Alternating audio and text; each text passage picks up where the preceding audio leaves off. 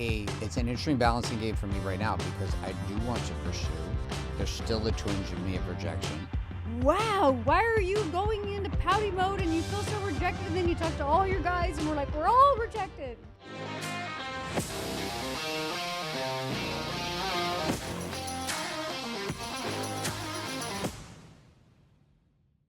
Well, here we are back for another episode of the Date Your Wet podcast. And last week we had a bit of a fiery conversation about math. No, you're just sexually frustrated. I was. I'm not sexually frustrated this week. We haven't had a lot of sex. Did you handle yourself? No, no masturbation. This is a great start to the show. Yep. No, that's not the case. I don't know. I just, I stopped drinking alcohol. Does alcohol make you hornier? I don't know. There seems to be a connection. I don't know what's going on. I literally stopped. I'm almost 10 days of no alcohol. You know what? whatsoever. Okay, so I was like reading something online that like men feel rejected, but here's the thing, like you don't pursue a lot. And then like sometimes if you do pursue, if there happens to be like a rejection, then it's like you don't ever want to pursue. Yeah. And it's not even a rejection. It's just like you can tell I want to cuddle, or I don't ever like really reject you. I just am like, oh, let's just cuddle, and you can tell it's kind of like not gonna happen. Well, I think the the hardest approach for a guy is if you look at it this way, like, and we don't have to spend the whole topic on sex. We got a lot of stuff to talk about today. It's but like we're going right into it. Since you did take it to the topic of sex, that'd be great. I think what ends up happening, at least from myself and for a vast majority of the men that I've ever coached, taught, led, or mentored, is that you get to a place like if you have a long history of the potential or the actuality of rejection, then your mind thinks about it. It's like when we were looking at high-rise condos and every high-rise condo went up had the bird zappers on the rails. And the first one that we went to, I didn't know the bird zappers were on. And I touched the top rail and it zapped me. And then I went to a second high-rise condo with you we're looking at, and I got zapped again. Every condo I went to, I was now triggered by the rail because I thought I was going to get zapped by But the you're rail. not zapped every time you approach me. No, this is why I don't approach. And you don't get zapped. If you don't go to the high-rise, you don't get zapped. No, there was like years where I was the initiator, and I was like, I'm over being the initiator. It's about 8 years you're the initiator. Yeah, I got tired of doing that. I was like, I don't want to initiate anymore. How many times were you rejected when you initiated? Like 4 or once 5 a times. month. Once a month. For sure. You're nuts. Yes. I did never reject you Yes, once you a month. did. Once a month. You didn't, but your member did. My member rejected you? Oh, you had to go there, didn't you? You just said that. Did you call it a member? You call it a member? What did you want me to call it on a podcast? Penis. Okay, well. It didn't have a problem once a month. No, but you. It did have a problem a couple times that I do remember. A couple really times. Sucked. Yeah, I was not happy about that I moment. was like, man, this is a problem. But it's because you were in your feel-free days. Yeah. And that it was, and you weren't on like your testosterone and all your things. Yep. But then it's like a catch-22 because it's like for older men that get on testosterone or even younger men, it's like all of a sudden you're like, whoa, he's like a teenager again. Yeah. So then you're like, you want him to like chill out, but then when they chill out, you're like, I don't feel sexy. He doesn't want me. He doesn't notice me. And then you go on like your testosterone and you're like, shit, like split the difference. Well, listen, I'll just come back to the same thing. It's like you probably feel the wake of rejection in some area with me. I don't know what that would be, but like in sex. I don't feel a rejection. I feel this like attempt to kind of control. Like you feel that? A little bit. Like I try to control you? Like a little bit. In what? It could be like business decisions or financially or like a topic we had the other day and you're like, this is what we're doing. And I was like, I don't agree. And you were like, I don't care. And I was like, oh, well, that's good to know. I was like, you don't get to make that call. Even though you're like the main provider, I was like, you didn't even like give me 2 cents to like explain. Mm-hmm. I was like, no, I do get to have a say in this. That's what we feel about sex. You Guys feel that way. You got to look at it this way. And we don't have to stay on this topic. It's a topic that comes up. Like my top 3 posts in the past month are all about sex. And they have like 100,000 views each and thousands of comments and likes. But a lot of the men you talk about that you coach, and I'm like, I am sorry. Like, you cannot compare their wives to me. Listen, I'm not necessarily comparing you to them. I'm comparing comparing men stories. to me. Right? And you change the woman: tall, short, fat, fit, black, white, Latin, Asian. It doesn't seem to matter. The Latin girls tend to have a little more spice to them. But like from what I understand and experience, not personally, what I'm saying is from the guys with Latin women. Even when they're pissed off, these women still want to. A lot of them still want to have sex a lot. But for most guys, it's not the case. But if you get a place where you felt rejected over and over and over and over again, you're a little gun shy. Because in business, if you get rejected, you're like, whatever, fuck off, and you just go somewhere else. It's like, you told me no, that's fine. I'm going to go ask that person, yes. Do you want to buy this? No. But do you pursue, like, okay, so say in sales, if somebody tells you no, are you like, it's a no, okay, I'm going to go over here? No, we'll overcome some objections. Really? Yeah, we'll do some overcoming objections. And then if we still get a no, you're like, okay, cool. And if you still get a no, then you're like, all right, wish you the best of luck. Goodbye. I've never had you pursue, like, if I'm like, oh, I'm tired, I have a headache, you're like, okay, you just automatically go laptop or let's watch a comedy or whatever comedian. Like, if I remotely am like, oh, sorry, babe, I just don't feel good, or I'm too tired, or I'm like really buzzed, it's not gonna be that fun for me tonight. Like, you don't even. I have not experienced you to try to like even seduce or massage or anything. You're like, all right, she's tired. You want to know why? Yeah. It's the twitches. It's the twitches? Yeah. I twitch? So you got to understand, it's like in selling, you go with trial closes. You go with pre-frames. You go with, why don't yes, you do momentum. You do these things where you're kind of feeling out where the prospect is. Hey, is this going to work? Should I make an offer? Should I make a pitch? You do it from stage. You do it one-on-one, etc. Should I invoke this situation? So I'll put out some trial closes. Put my hand on your leg. Put my hand on your ass. Cuddle in tight to you. Hold you. Put my hand underneath you. Maybe cup underneath your breast. Maybe try to kiss you on the neck. Something. Like I'll do trial closes. But you have a twitch, which I've done some studying, and I think that women who have felt incredible amounts of pressure, this is what the women are saying, some of the women I saw, I'm excited for this. feeling a ton of pressure and have felt sexual pressure in their marriage for a long period of time, even if their mind says something, their body says something different, which means attraction. How many women have you coached? Not too many. Okay. So where's this data come from? Instagram. Okay. Solid. Yeah, solid truth. Okay. Solid truth on Instagram. It's like the math from last week. It could be AI. I don't know. But you tell me if it's wrong. Is there times in your brain as a woman where your mind's like, I love my husband. He's amazing. Shows up for the kids. Provides for our life. Takes me on date nights. Says these things. But your body says no. Your head says, this should be, I should be turned on by this, like by him. But my body's like, I am not turned on at all. I have to be honest. I think I have like a sensory thing. Because I know some people like love being tickled. I don't care if it was like you or my daughter, or I think I have like, and I've noticed that with our daughters. Like Ruby, like I'll come up and be like, hey Rube, and I'm like, I'll like tickle her, and she's like, ugh. And then if I do that to Bailey, she's like, oh, that feels really good. Mm-hmm. And so I'm like, okay, like I don't think you're kind of taking it personal, but I think I literally have like a sensory thing.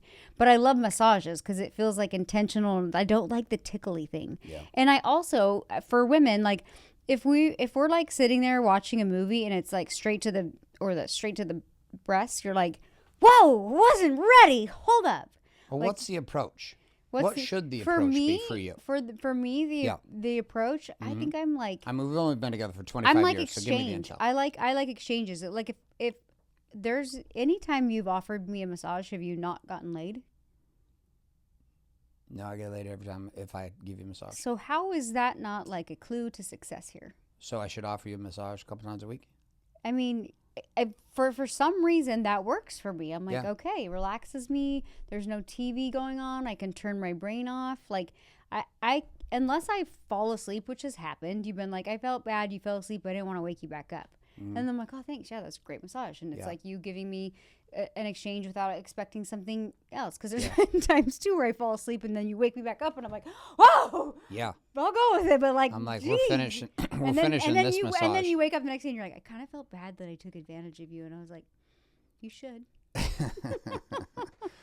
So I'm going to tell you, like, it's a very, when business pressure rises, when stress with the kids, when the whole thing happens, for me, it's interesting. Like your bandwidth at the end of the day to overcome objections goes down. I think your bandwidth to try goes down. Yeah, goes down. You're like, hey, baby, I provided. Roll over. No, I don't Do do your that. duty. I don't do that. Well, no, you don't. But if the aggressive rubbing doesn't equal sex, you're like, well, I wish men didn't feel so rejected. Because I don't think that women are intentionally being like, well, fuck you, you're not a provider, and screw you. And I think that guys create this like huge story in their head. And I also got a lot of data off of Instagram. Oh, tell me about it. And have seen posts where like it's like, men, stop feeling rejected. Like, look inwards. I mean, I can't remember like specific posts, but I've seen somewhere I'm like, oh my God, thank you. Yeah, I'm not saying just because I like didn't want to be tickled or I didn't want my ass grabbed at that moment and I was kind of tired and thinking about kids and shit. Like, I don't think you're a shitty husband and I find you attractive and I love you and I do like sex. Like, wow, why are you going into pouty mode and you feel so rejected and then you talk to all your guys and we're like, we're all rejected. All of us are rejected. I don't go to pouty mode anymore. I know, but I'm just saying, I'm sure women can relate to hearing that because, you know, we've experienced that. You don't go to pouty mode anymore. You did for a long time. Yeah, I did. Now for a you're long just time. like, now it's shut off mode. So I'm like, I don't know. I don't even think it's shut off. Yeah, it's You kind feel of like shut off? It's kind of a shut. It's like just like an accepting. It's like it's shut off in the sense where like, I tried, just wanna whatever.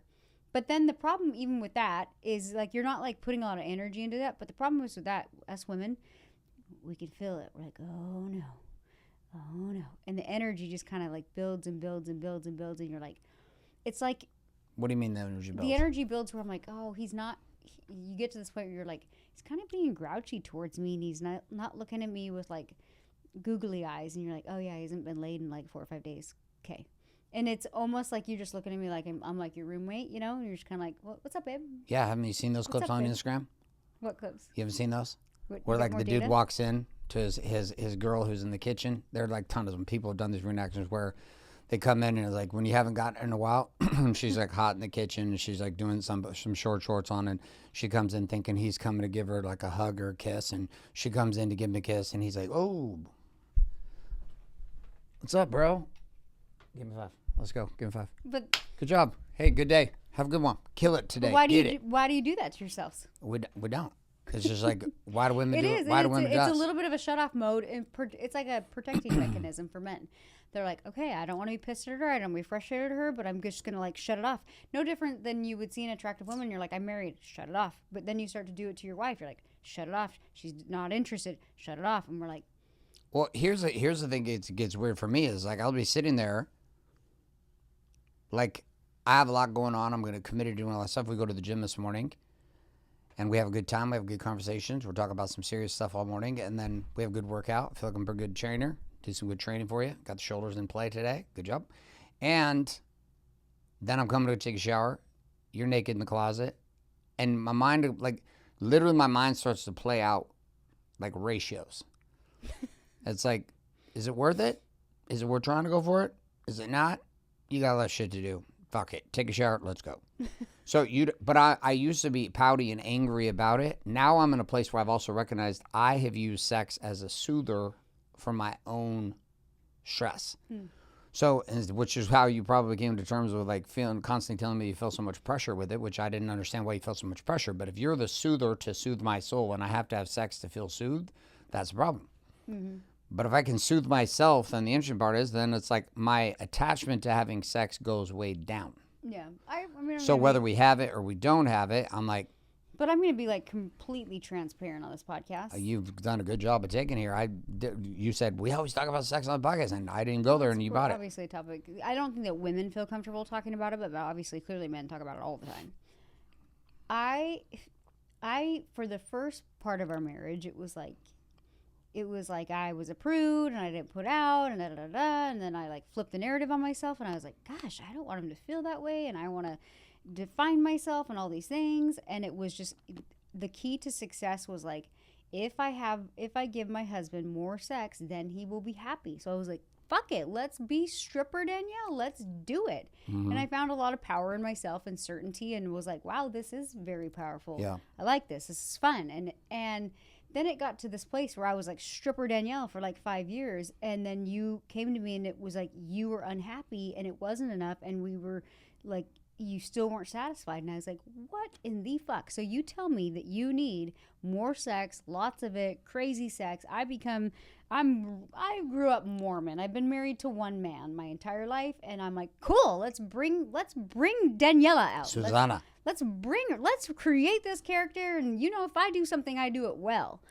So then at the end of it, I was like, are you fucking kidding me? I'm like, I cannot determine your happiness. And more sex is not going to make you happier. It might be filling a void for a period of time, but clearly you got to look inward. I was like, I don't know what it is. So I kind of just got to this place where I was like, he's still angry. And I was like, I don't know how to make him happy. Mm-hmm. And then I just kind of was like, well, fuck it. I'll just kind of do my thing and see where it goes. And interestingly enough, I was the pursuer. I was the engager. Mm-hmm. And in the end, I am feeling left like, why doesn't he still want to make the effort to seduce me? If I changed into this different character, what's Garrett's sexual character? Because clearly what you're doing right now, and maybe for a lot of men, is leaving you feeling rejected, shut off, or whatever it is. So I'm only sharing this because I'm looking to solve the problem. We have a problem? No, men have a problem in general. I think you're talking about me as a man has a problem. You brought up the game of like, why don't you just control the bedroom like you control a training room? You'll watch in front of 5,000 people to control. You said, why can't you just be a trainer in the bedroom? And I was like, I have never. You have said that. Where's your authority from stage? Why don't you just bring that to the bedroom? You've said this. Okay, you might have been drinking with a little too much tequila when you said it, but you said it. I made a comment that like every woman has a fantasy of like kind of being like taken. You're like, oh. But then really, realistically, like the scene has to be set. If you're in the middle of doing something and you're taken in the wrong context, you'd be like, oh, you jerk. What are you doing?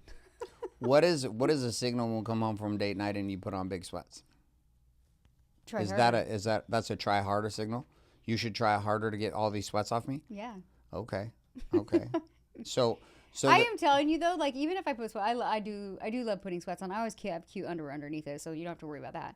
But if literally my favorite would be like you're open to cuddling, but then you're like, if you're just direct and you're like, as long as I'm not like comatose and we're watching a show and we're having fun and we connected, it would be something as simple as like, hey, how about we put on some music and I give you a little massage? I'm like, okay, I like if that. you're saying that every night, I'm like, babe, I like that one. I don't need that many massages.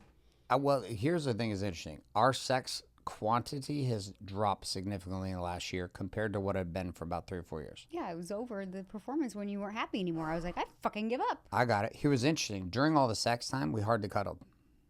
And we hardly held hands at night. And yet the last year, where sex has gone down a lot, and it's been different. It's not been wild sex, not multi-position. It's like occasionally it is, but most of the time it's pretty normal vanilla, but it's very connecting. Very vanilla. Very vanilla. Missionary or reverse missionary is like one of the two. And it's nice.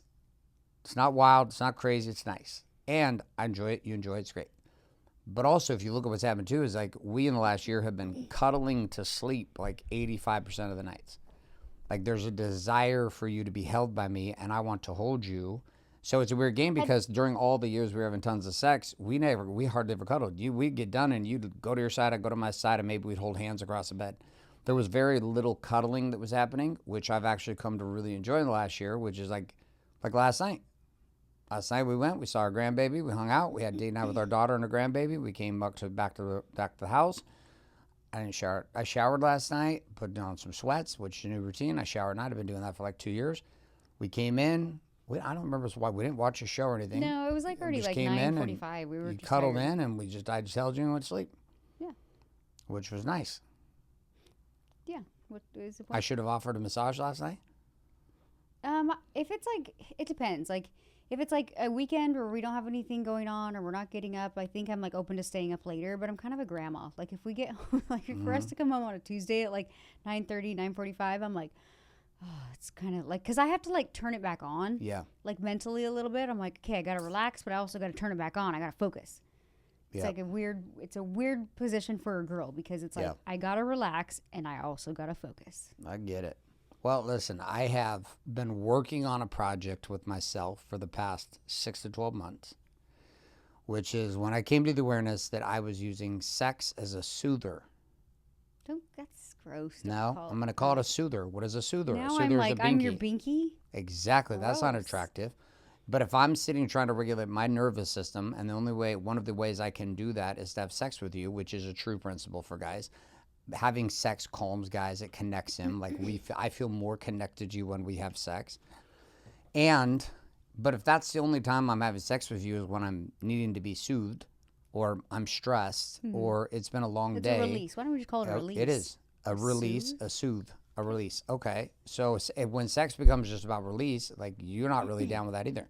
Sometimes That's I not, am. but that's not been I historically don't, something well, you care no, about. here's what I will tell you for women. Like, if our man is like stressed or it's been a while, what happens in our mind is like the guilt builds up. So we're kind of, it's not like guilt sex, but we're like, oh God, like I want to relieve some of this tension from him because I know he's going to be like sweeter and more relaxed and less rigid. Even if you're not like rigid or mad at me, it's because you're stressed at work. And I'm like, if I soothe him, whatever you want to call it, if I release him, he's more pleasant to be around regardless of the stress that's going on at work. And so for women, we have that chip where we're like, we don't need to be soothed. We're not like, man, I need a nut right now. Like, we know our lives will be better if our man is satisfied. You ask any woman, that is principle for women. So Did you know that the first 12 years we were married? Probably not, but You didn't. But here's the thing: guys get a little bit butthurt about the soothing. They're like, "Oh, don't just throw me a bone," and I'm like, "Why? You need to be soothed right now. Let me do my wifey duty, and everybody's happy. I appreciate that you're out there hunting. That's great. Like Is that really how you look at it? I, You really do think that way? I'm not questioning you. I'm just verifying. Women are listening to this. They may not admit it, and I am admitting it for you. If you're listening to this with your husband, they're going to be like, "Babe, do you feel this way?" And she's going to be like, "Well, no, babe." Well, yes, exactly. Yes, I do feel that way. Yes, I do feel that way. And here's the thing: we've talked to some of our couple friends, and they're like, "Oh, it's pincushion sex." Yeah, if you lay there like a fucking corpse, your guy's going to feel bad for like getting a release in you. So please don't do that, ladies. That's weird. Like, at least like show that you care and you're not like, fine, I'll do it.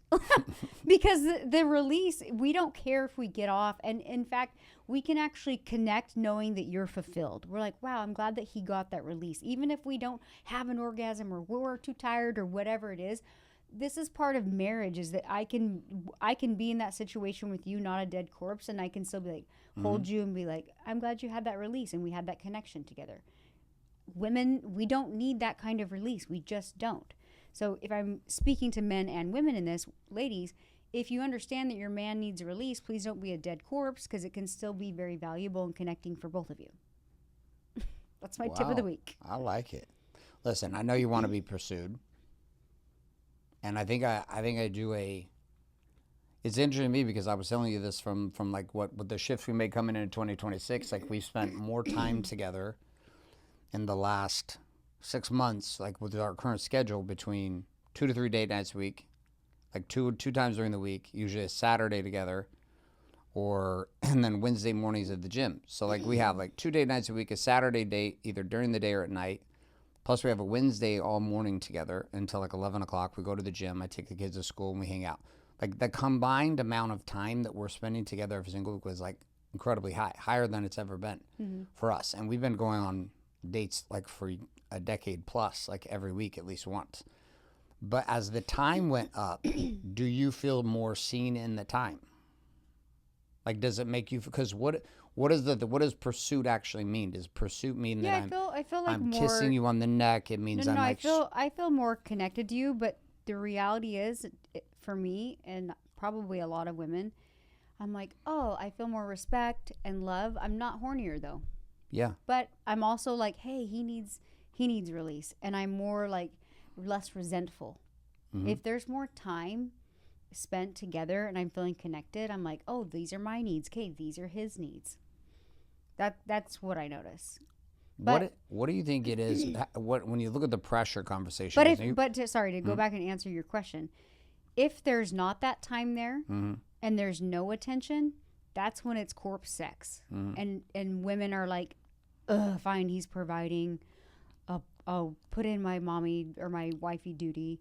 And they're almost, but then they're like, they feel like gross and they feel like resentful because they're like, I'll do my wifey duty just to make him feel peace.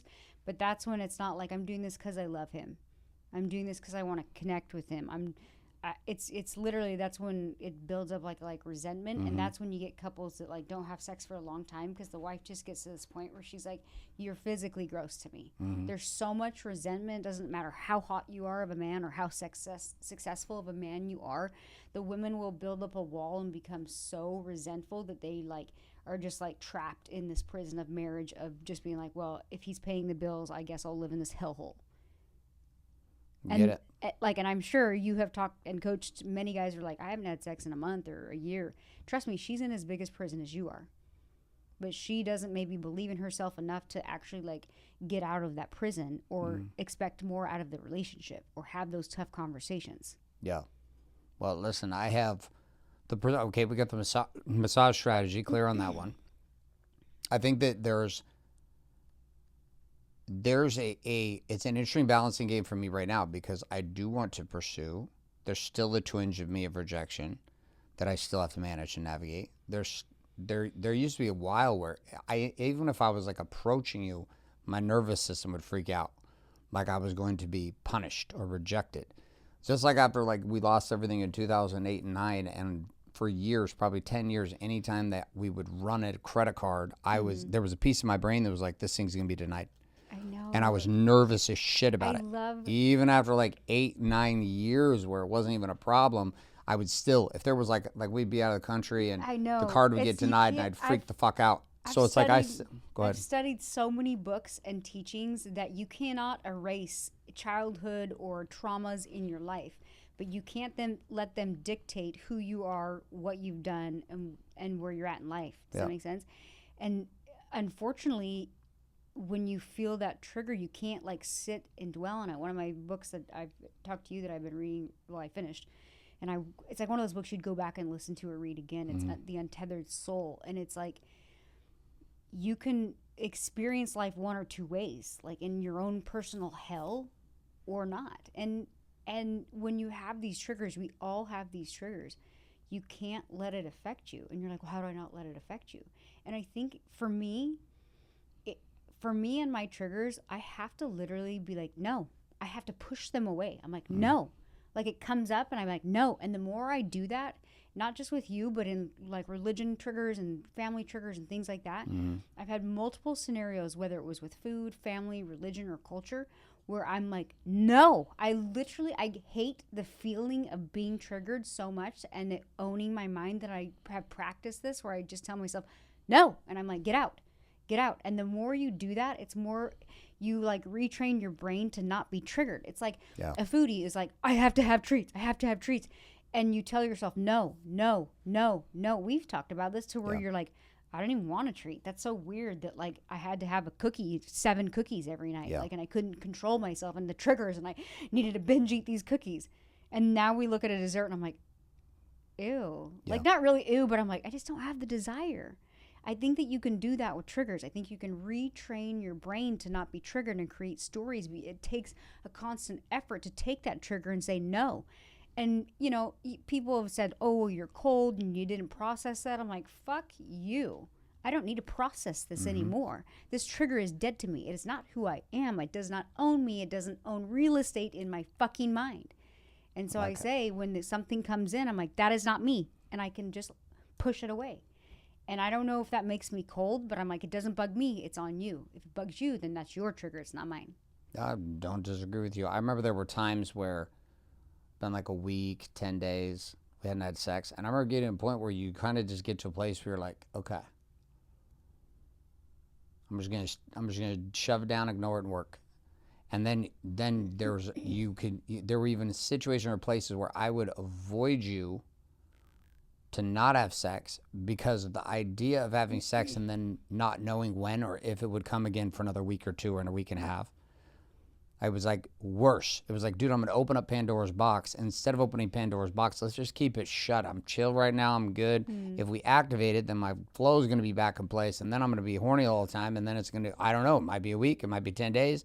we weren't always in a good rhythm. That's the thing is like it's funny is like you breeze through the first 15 years of our marriage. Like there was no trauma for me in the first 15 years with this topic. I spent 10 to 15 years with a woman who was uncomfortable with sex, uncomfortable with her own self, couldn't have sex with the windows without the lights off, blinds down, covers over us, 2 North Face jackets, and like you were not comfortable with your own I think it was sexuality. the Mormon garments. But I'm just telling you, so like I lived through a decade and a half of that as a young married guy with you, and then things started to pivot. But dude, we had a collision conversation in But we 2016 didn't know. over To it. put some context behind that, both of us were raised Mormon. You have been with 2 people your whole life. I've been with 1. And I got married. I got with you so young, and I didn't know. And I get it. my parents were not communicative growing up. Sex was not talked about. It was not accepted. If you did talk about it, you were weird and gross. And how dare you? And this is uncomfortable. Let's just shove it under the rug. And I was like, Yeah. Okay. Yeah. So in my cute little brain, as an 18-year-old, when I met you, got married at 20. I literally I didn't know girls ovulated. I was so naive to the point where like I thought you just get married and you have sex and it is just like this fairy tale like, and you talk to any like 15, 16-year-old, anybody, they were like, your first time having sex is weird. Nobody told me that. Yeah. I was just like, I thought it was gonna be like fireworks going off and like orgasms went on for nights and days and nobody told me shit. Yeah. So I get married and I'm like, I was feeling guilty. I remember our wedding night, waking up the next day and I'm like, I think I fucked up. That wasn't fun at all. And then I like had so much shame and guilt on myself that I'm broken and wrong and that should have been fireworks for hours. And I was like, and I was so introverted and so uncomfortable with myself because of how I was raised and naturally being quiet. I was just like, God, I think I'm broken. This should be working and it's not. And so for years with you, I was just like, I remember you were like, you should go see a doctor. Like, you should be horny. And like, I remember like on our honeymoon, you're like, I think that birth control fucked you up. Like, this should be good for you. And I remember just being like, you're right. I think I'm broken. Like, I had no idea. Yeah. Well, and I didn't have the tools at the time to actually try to talk you through it. I didn't know how to You'd been seduce with you. one other woman, and like we were both raised in the Mormon culture. Like, we had to kind of go off the deep end for a second just to sexually figure us out and ourselves out. Like, I'm like, Yeah, most people probably get divorced and go on a bender, and then they're like, oh, this is how it is. And I was like, but maybe you could like get to know each other and go on a bender together. And I feel like that's kind of what we did, and it was fun. Now we're like, well, fuck, okay. Well, we're here. We did that. We went and cheated on ourselves with each other for 10 different characters. Now we're like, huh, we're like that person that breaks up and goes on a bender and then they're right back to the same place. I'm like, well, that was a fun bender. Now what do we do? Yeah, we definitely created new characters with each other for sure. It became like something amazing. I think I did some of those places where I'm like, I don't know if it's because I'm coming 50, if it's a function of being a grandpa now for a week. I feel like you're going through like a midlife crisis. I probably am going through a midlife crisis, but I'm like sitting in this place. I'm like, dude, what would I remember having this thought a few weeks ago. I was like, what if sex had no power over me? Because it's had power over me my whole life. Like, there's a shitload of stuff that I would do and tolerate, and behaviors I would accept in you, situations in us, things I would do with myself, just to try to get laid. I was like, dude, I'll do all these things and then hopefully I get laid. I'm not saying that's the right approach. I'm just saying that's how the approach was for me. So I got to this point where I started asking questions a couple years ago. I was like, what if it had no power over me at all? I had it, great. If I didn't, great. Either way, I was not happier or less happy whether I had it or I did not have it. That's good. What if my happiness was not determined by the number of times my penis was in your vagina? And unfortunately, for a long of our marriage, it's a scorekeeping session for me to where I could remember the exact time, exact date, the last time we had sex. I know. The data. I had data. I would track it in my brain. Because it was like, that's why you'd be like, oh, we had sex like 5 times this week. I was like, no, we didn't. We had sex a week ago. It was right after this. It was like 9:30 p.m. And I'm sure that's not quite a turn on for you either. But what I've noticed happen even for me this year is like there's just less. Again, it could be my age. There's just less. I'm like, I actually at a certain point as a man, I hate being controlled with sex by you. I don't like. Like, I don't hate you like. having control over me. I hate that your vagina has that kind of power over me. I'm like, But I don't want that. That you're putting that control on yourself. listen, I get it. I'm the one that gave the power to your vagina. You didn't give the vagina power to me. Like, you hold the But vagina I don't. power. I think too, for me, like, I don't do well with pressure. Like, even in sales, when somebody comes at me with pressure, I shut down. Like, when they, like, immediately, like, even in, like, a store, like, I'll go into Nordstrom's and I could be, like, really interested in a dress and a girl comes over and I'm like, ah, and I, like, dart the other way. I'm like, I personally don't do well with pressure sales. I'm like, I'm actually turned off by it. Like, the more people pressure me, I'm like, no. Like, if somebody kind of in sales plants the seed, plays hard to get, what they're doing is they're actually solving a problem. They're not actually selling. They're selling me on what I need. I just don't know it. But they kind of like back off with less pressure. I'm like, and then I convince myself that I need it because of the sales approach. So that's your sex approach. Is to convince you need it without telling you need it. No, I'm just saying, like, high pressure sales for a lot of women, I'm not saying all, does not work. And I remember you were kind of trying to coach me on sales, and I was like, babe, I love you. You are selling to men. And men, you can put that kind of pressure and, like, be silent and, like, hold the line. And they're like, fuck it. Yeah, here's my card. Women are immediately like, I got to talk to my husband about this, and my grandma and my dog and 75 other people, and then I'll get back to you. And you're like, fuck, I pressured them too much, and now they're shutting down, and they got to talk to their dog and their uncle and their grandma. Because women don't respond the same to sales as men. Here's the thing I'll tell you, too, about sex is, I said number sales. one, I agree. I know. Sales the same way. But I was saying, If like, you put, possibly sex is like sales for women. yeah, as a guy, if I put tremendous amount of value on an orgasm, but you actually back away from that 3 to 4 minute experience, 5-minute experience, and your orgasm, you're like, is it really that valuable? Like, in the grand scheme of my life, is it that 3 minutes was worth me being stressed out for like 5 days for 3 minutes? Like, what if that 3 minutes didn't matter? What if I didn't care about that 3 minutes? What if 3 minutes happened like, hey, dude, you want some orange juice? Sure. Hey, do you have any orange juice? No? Okay. No orange juice. Do you have to shut off to it then, just like you would any other, like, not addiction, but like you're like, oh, I have to have a cookie every night. If I have a cookie, then I'm happy. Well, it's a weird piece for me. Like, so then if you're like, oh, I'm the happiest when I'm having sex. But then it's like, it's hard because, well, like, like for men, I just want to finish this. So for men, like, if you're like shutting down the cookie for so long, then you're like, I don't really need the cookie. And then you lose attraction to the cookie. So for your wife, if you're like, I don't really need it, I don't really need it, I don't really need it. And then you're just kind of in this relationship where there's no polarity, there's no connection, there's no attraction there because you've told yourself, like, I don't want to think about this so much. And I get it because as a woman, women think about certain things, whether it's food, shopping, whatever it is. Everybody has some kind of obsession that hits in their brain all the time. And it's really hard to like be like, I don't need that. But the scary dance is if you say I don't need it, eventually you don't need it. Yeah. Or you move on and you find a partner that you're like, oh, this chemistry's back, until you're like, I don't want to be controlled by the sex card again. And then you just replay the whole damn scenario. I don't disagree with you. So there's got to be like this healthy balance where you're like, I don't want this to control me because I get it. I've had so many things in my life where I'm like, I'm done with this, whether it's culture, community, food, whatever. I'm like, I'm done obsessing about this, and I don't want you in my mind anymore controlling me, you know? And so what happens is we kind of like push it away. I don't know if I push it away as much as I'm in this place where I'm like, I just gotta get to this point. I've gotten to this point in the last 6 months with a lot of things where I'm like, I've given a lot of people power and control over my mind. And I've given a lot of people too much credit. And I've given a lot of situations in my life in business, with team members, with clients. You're definitely a giver. Where I've given so much and what I've wanted has not come back. And so I'm like, am I over-giving with the desire to be given? But the problem with being an over-giver is you should typically around lots of takers. Because takers line up with over-givers. For sure it's a desire to be accepted. But if I'm an overgiver, you tend to find overgivers, people who give too much because they're trying to feel something in themselves, so they just keep giving. They're really bad at receiving, but they tend to line up with people who are really good at taking, have no problem taking. So they're like, okay, I'm with the giver because I like to take and I don't really want to give, but he likes to give and I like to take. So here we go, or switch the roles. But then are you resentful because you're a giver but you don't know how to take?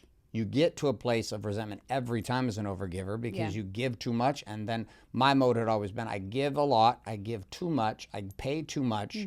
So I got sued from people who said I paid them too much because now they can't make as much after they no longer work for me. And I'm like, okay, whatever.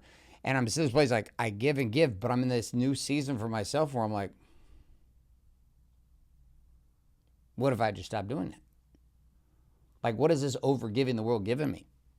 I think you got to split the difference. Like, what's it? But I'm like sitting in the extreme question, like, what has it actually brought back to me besides Why do you think entitlement, dickheads, radical bitches, people who fucking betray me? Like, I'm like, I keep giving so much of my life to so many people, and many of those people receive it, and many of those people just rape me of it. But are you? And I'm like, what if I fucking just stop doing it? If you overgive, you're always disappointed because people don't overgive back to you. I think it's because people don't give at all. It's like most people in my experience are absolutely cool. It's like people going to a church. They go to a church, they have the pastor, they set up the congregation, they go to a sermon, they hear the worship music, etc. They go participate in the congregation, they sit, they drink a coffee, eat the donuts, have their kids in childcare, they don't contribute to the church, they don't help with the chairs, happy to take from the church. But very few are actually there helping with the chairs, doing his setup, Can I give you some volunteering. Sure, go. I think that you have a standard of like if someone doesn't give back to you what you've given them, you're like your standard is so high. So then you don't even see like the little bit of like, oh, I gave you, you're like, that's like, no, like I gave you so much. And so you just kind of perceive them as a taker. Yeah, well, with that, if that's the case, let's just use me an example. Okay, so here's a bottle of water. If I give you a full bottle of water and you give me like 1/3 of a bottle of water, and I keep giving you a full bottle and you give me a third bottle. And I'm like, stop giving me full. I don't expect a full. Yeah, so I just reduce it down to 1/3 of a bottle, and I stop giving 75% of the stuff I'm giving. But you don't got to stop giving completely. Yeah, I just reduce it down to the normal level of the person I'm with. with. And that actually relieves a lot of pressure. I'm like, oh, thank God he was like giving me so much. And I was like, I'm not willing and I don't have the time to give that back. And he's going to expect this. And I'm not willing to do that. So here's your 1/3 of a bottle of water. This is all I'm willing to do. And if you want to judge me for the 1/3 of a bottle of water, you got to check yourself. But here's the problem. When you're used to me always giving you a full bottle and you give me 1/3, and that's happened for years, then the challenge becomes you're now addicted to the idea of me giving you a full. So when I give you 1/3, you think I've withdrawn. I got to disagree with that. I've just only given you the same level of value that you're giving me. There was a period of time where, like, and I'll just use this as an example, our house at 9 Oceanfront, it was like, I'm going to give her cleaners and this and that and that. And I was like, I don't want this. I was like, it is too much. I don't want 5 homeschool teachers, 3 cleaners. Like, I don't want this. And I was like, I know he's trying to help, and I don't want to, like, I want to receive, because that's kind of like your thing. That's how you show people. I'm like, I want to receive this. And I want to, like, almost like let go and be like, hey, he's doing this for us, for our family. I don't want him to think I'm ungrateful. But then I realized in that place of overgiving, I was in my own personal hell. I was like, this is too much. Not only because I feel the amount of pressure, but I don't want this much fucking help, because what it does is it takes away my purpose of doing some of these things. And I was like, so sometimes your overgiving can create people, and I'm not going to use our children, but it can create like an entitlement factor where they don't actually do it on their own because you've overgiven. Totally get it. I don't disagree with you. That's why I'm withdrawing. Even with people inside of your community, inside of our community, you give them so much that they think they built Warrior, or they think they built MBR because you've put them on your fucking platform. You've done everything. You've positioned them, and then they're disappointed when they fail because you overgave them. Well, I'm interested to see what happens in life when I stop giving so much. That's what I'm. That's the project. That's the project I'm on. Like just like it's 1/3. You got to give a little. 1/3 about give or a like little, match the givingness. But I'm like, I'm interested to see what happens. Like, for example, you sit in a place where you give, and then people get used to you giving so much, and the minute that you don't give them the same level you gave, people become dicks. And you're like, okay, hold on. I was already giving you a ton, and now you're upset at me because I'm not giving you a ton. And I'm like, okay. But this happens everywhere. You, kids, teams, clients, everyone. I'm like, I'm just in this interesting place where I'm like, I've been dependent on certain things like sex to soothe and feel satisfied in myself. I've been dependent on money and thinking money makes me amazing, and then it feels the same thing. And there's this wound underneath all of it. I'm like, what if the only reason that I keep doing all this stuff is because of this wound? And what if I heal this wound in me and I'm actually fully satisfied in myself? Then what does that change? Yeah. Well, it definitely changes the idea that I need to pursue having sex with you every day. It definitely changes the dynamics of what I pursue in business and money. Like you and I've got to live an experience the last 10 to 12 years where we've lived in the houses, we've had the cars, we've had the trips, we've had the travel, we've had the events. We've been at the top in the game and experienced what everybody who's at the top of the game. It doesn't get much better. The zeros and dollars just change. We're around all those people, but we have the same hotels, same experience. We've got this place in the last year where I'm like, for a while, you could buy the new experience, and the new experience provided newness and excitement. Not anymore. Not anymore. Like, there's not even a 5-star hotel I could go to right now with an ocean view. Our last 3 houses have been like the most insane ocean views. Like, it's a wreck when we go to hotels. I'm like, is it worth $5,000 a night? I think though, like for us, you know, it was fun. We lived the lifestyle, but I think both of us know and value that it's not just the lifestyle, the cars, the dollars. Like, it's part of the game. But I think that both of us genuinely value like helping other people. Yeah. Like for me, like I feel like I'm on my purpose when I can see other people have changes in their lives for the better. I'm like, that is very satisfying to me. That warms my soul, whatever you want to call it. Now, if I'm completely broke and helping people, that's not going to work out. Like, I want to have a level of success to where I'm not stressed and I can do that. You know, and so it's part of the game. Like, you have to have success and money, because otherwise you're going to resent people you're trying to help because of your own issues, because you don't know how to make money. I think the problem as an overgiver, though, is that you say you put yourself first, but you actually put yourself last. Because if your payoff is always coming from giving to everyone else, you will give to the extreme. I see this happen with pastors who are running churches here in Miami that I'm connected to.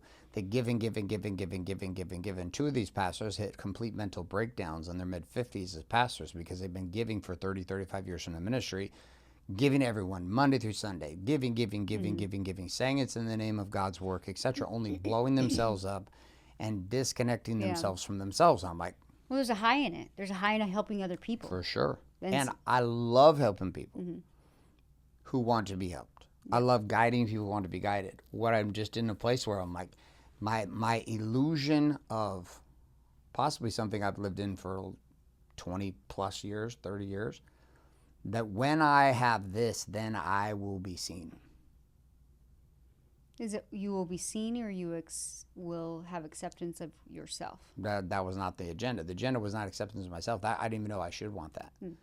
I just was like, okay, if I do this, then she'll see me. If I make this move, then Danielle will see me. If Significance. I do this thing, well, I was like, I just want to be seen for me. And I was like, okay, well, how do I do that? Same thing with you with sex and going on the stripper rampage with me. And I'm not even going to strip clubs. I'm just like, you being that, like, you're like, if I do this, then maybe he'll see me. I'm like, if I get her the bigger house, maybe she'll see me. If I get her the Ferrari, maybe she'll see me. Maybe she'll see how much I love her by how much I give her. But was it just me, or was it the world in general? It was both. Like the status of Garrett and Warrior, and not just my wife must see me. I think it's the world must see me. You are part of that world. Right. But don't just put it all on me. For sure. It's both, you and the world. Like, I had a story for a long time that the only reason people listened to me was because of the world that we created. Like, they only listen to the message God has to share through me because of the things I have. Oh, it's because he has the Lambo, or because he has a house. And I lived in this. It was like, so my life had to keep getting bigger and bigger, because I felt the only way people would listen to the message I was sharing, even though I got text pictures this morning from Warrior when it started back in 2012 from our original guys texting me today. Dude, we were just 11 of us. We got together. We didn't even have matching shirts. We had matching shirts. We had matching shorts. There was no brand. There was no app. There were no books. There was no curriculum. There was no evidence. There was no proof. There was nothing. There was just 11 of us that got together and said, we're going to tell the truth. Would you trust a broke coach if you had, like, no success? Depends on what he's coaching me on. If he's coaching you on having it all. Probably not. But what is have it all? Like, this is a question. Like, what is have it all? Like, I have a guy. There's a guy. One of our guys lives in an apartment right here, right by the office. Apartment's probably $3,500. What is have it all? That's what you teach. What is have it all? I understand that. That's why I'm asking a question, because this question is different for every single human. And the challenge we found at Warrior is the fact that have it all is not a singular definition. It's like different for every single person. Like, what does having it all actually mean? It's based off your preferences. Just like you've been studying. So it's like, what is a lot of money? What is a lot of sex? What is a lot of time together with your spouse? What does connection with your kids look like? How do you know you're having it all? What does a fit body look like? What does a deep relationship with God look like? What does communication, sex, and intimacy, what does that look like in your marriage? How would you know if you're having that? What does leading your kids look like? What does money? So when you look at these questions, like, what do these things actually mean? They're different for every person, and they change over time for everyone. But the thing I'm actually after is being free. Yeah, I like that.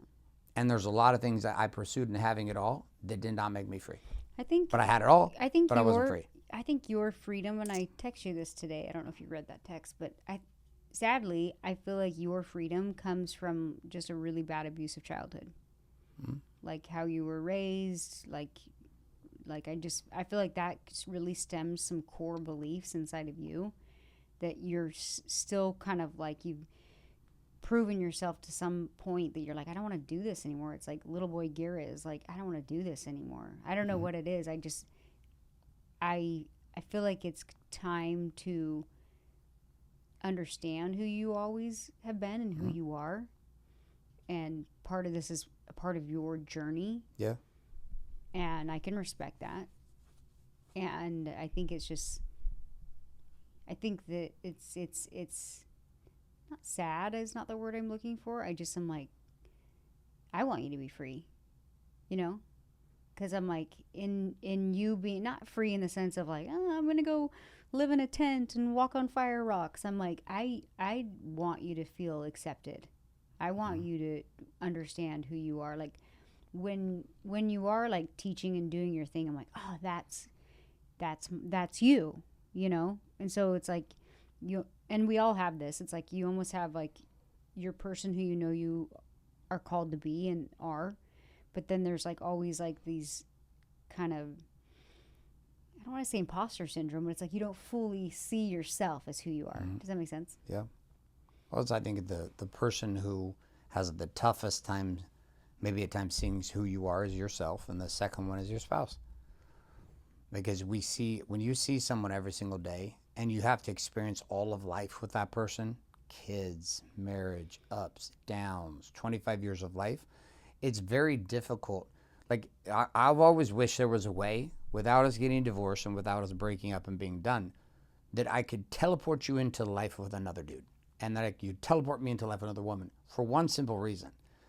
So that you could actually appreciate what I am and who I am and how I show up as a man. How do you know I don't? And I would do the same thing for you. How do you know I don't? I know you don't at the level I would desire. I know that I don't at the level you would desire. There's pieces we've both had to work on. My reactivity over the years. Like, imagine being in a relationship with a guy where you'd never experienced reactivity in that moment with that dude. It's like a version of me now. I gotta be honest. The only thing that I worry about with you is I'm like, he's never satisfied. Neither are you. No, like with you as a human, I'm like, I think you're a solid human. Like, but like, I do, because I think I see your greatness. I'm like, there's no reason you couldn't do this if you wanted and do this and do this. And I'm not saying you still can't, and we haven't. But I look at how amazing I know you are. So if at any level I feel like you're playing below your potential, I'm like, no, that's not you. I see you. And you take it as criticism, and I'm like, no, I know that you can do this, whether it's manage the shit show we're in right now, and I'm like, it sucks, but like I know you can do this. Like you are that man. So I think maybe a lot of women can relate to this. What comes across as criticism is us truly seeing and believing of who our man is, and not that you can't become him, who he is. So we hold this standard of like, no, you're better than that. It's not that we're never happy. It's just like, no, the ship kind of took a left, and you're better than that. Let's get back on track. I think if you use the words, you're better than that, that's great. And you've done this more this year than ever, which is you use your words to speak to the truth of what you see, not just the course correction. It's hard. If men constantly course corrected their wives the way that women course correct men. Delivery is important. But I'm just saying, if men did that to women, like critique their bodies, pointed out their zits, If we acted to women Men the way don't the have women, the same critical eyes. I know, but I'm just saying, if men did it to women, women would be wrecked. But women do it to men in a totally different space, and so men are like, just, it's not the same. It's totally different. It's the same situation you're saying why selling to women is different than selling to men. Right. So there's this piece of like Are femininity. you really offended if I pick a zit on your back? No, Oh, okay. I don't care. I would appreciate it if like Bailey came up to me and was like, "Mom, you got this big ass zit on your nose." I'd be like, Yeah. "Do you let me go out in public like that?" Like, so I don't know if like guys are like, if you're like think I'm critiquing you, if I'm like, "Babe, you should get a haircut." Like, just stating the obvious. Like, you should probably get a haircut. It's getting a little furry. No, that's for sure. I'm going to the mountains for my birthday. I know, but does it offend you? Because I'm like, should I tell him? Does he think I'm being a bitch right now? Because I like notice you're No, because I appreciate when you get it cut. I'm just switching gears, but I appreciate it when you do get your hair cut. I'm like, I'll be like, your hair looks nice. I like the fade. I like the line. But I'm also going to tell you when I don't like the fade and I don't like the line's not there anymore. It's our job to do that. Yeah, it's my job to say I don't care because I'm going to the mountains for my 50-year-old birthday. I'm going to be Grizzly Adams up in North Carolina and have a good time for a few days reviewing the first 50 years of my life. All right, let's wrap this up. It's going to have to be continued. To be Garrett's turning continued. 50 in the next couple weeks. Next couple of years, Garrett will be 50 years old. And he was like, I don't want to do anything for my birthday. Like, hey, just so you guys know, like a year ago, he's like, I'm doing this huge party and everyone's going to be required to have their shirts off and we're going to be jacked and juicy. And then this year, he's like, don't buy me a birthday present. I want to go to the mountains by myself. I was like, no, that is so sad. We are not doing that. So I talked him into, I don't do the mountains thing. I was like, no, thank you. But if that was what makes you happy, you can do that, which you are this weekend. And I was like, how about we go to Costa Rica in the jungle? That's like kind of mountainy, kind of romantic. Like we'll do that. Great. So, but you seem kind of like bugged at that. Are you excited for that? I'm excited about that too. Okay. Well, I'm excited to be that with you, and I'm excited to spend some alone time by myself up in the mountains. there you go. Hopefully you discover your woosah. My woosah? I don't know. It's like Find your woosah in the mountains of the Blue Ridge whenever you Mountains. like go on like a journey or a trip, I'm always like, okay, I'm just gonna brace myself. I don't know what's gonna come back. Like, did he have vivid dreams? Did he? I'm not doing medicine No, work I there. know, but like whenever you are like, Go on a journey moment to find myself. I'm always like, fuck, okay, you should do that. That sounds good. And then I'm like, it's kind of like I'm on eggshells a little bit. I'm like, How's it going to come back? I'm like, what Yeah. new plan are we incorporating? Or how have I been wrong? How am I wrong in this marriage? Or how did he have some discoveries how he was wrong or hasn't respect for me? Like, I never know. It could go like, oh my God, I have respect for my wife. Or it could be like, I decided I'm going to sell everything and move to the mountains permanently. I don't know. Hey, you'll never know. We'll come back after the journey. We might be selling everything and moving into a small, shitty condo cabin in the middle of North Carolina mountains. You might be. I will not be following you, sir. You don't if wanna- you have gotten to that level, you have lost yourself, and I'm at a point where I'm ready to find... You wouldn't move to a cabin in the mountains with me? No, I don't love you that much. Oh, wow. If I have not shown that I will move anywhere with you, like if you have to ask me that question... So the answer is yes, you moved to a cabin in the No, mountains? that's obviously a no, and I will course correct you. What if God told me to move to the mountains and live in a I condo, would know a cabin that you're a in lost North soul, Carolina? and I did my best to save you. You're amazing. All right, well, that brings the conclusion here of this amazing show. Also, one of the things you may know here, may not know, is that here at Wake Up Warrior, we run a weekly men's Bible study. It's called Warriors for Christ. You can find it at warriorsforchrist.com, totally free. We have 500-600 guys attending or attempting to attend last week. I say attempting to attend because all of our Zoom rooms were locked out, and so we had 550 unique guys trying to get in. There was only room for 100. Would love to have you. We've gotten that repaired and fixed. We go through a 2-hour deep immersion experience. Again, you can check that out at warriorsforchrist.com. Also, I have another podcast that I do every single day called Warrior on Fire. It's the Daily Eden Scroll. These are my musings around the topics of God, business, and having it all kind of the next edition of The Warrior's Way. And Danielle has a new book that came out right here called I know God that you're is always My promoting Ghostwriter. my book for me. There it is on Amazon. God is My Ghostwriter. Well, let me do my own pitch. So this is God is My Ghostwriter. It's my first published book. It's amazing. It's about being a mom, an entrepreneur, a wife, letting go of limiting beliefs, like being married. Kind of like everything you guys have heard on the show. It's my story of the last 15 years. Also, really how Garrett and I built everything was his was Wake Up Warrior, mine was Natural Beauty Rose and Isla Hair. So if you want more information about what I do, people listen to podcasts and are like, we don't know what you guys do, and I was like, I should probably tell you. So go to Natural Beauty Rose Education to find out more about that. Or if you love my hair, I created Isla Hair. So you go to islahair.com to find more information about my hair. I always say I am a hair snob. I love amazing hair products, quality, all the things. So go research that. My other plug, you can just go to daniellewhite.com where you can see fashion, family, fitness, hair, any podcasts, all of that. So if you want to check out all information about me, your best bet is to follow me on Instagram and go to daniellewhite.com. There you go. There's about 7 links for you to remember. We'll put those Just go all to below Danielle the K. show. Have a great rest of your week. This is Garrett White and Danielle. Sign off for another episode of the Date Your Wife podcast.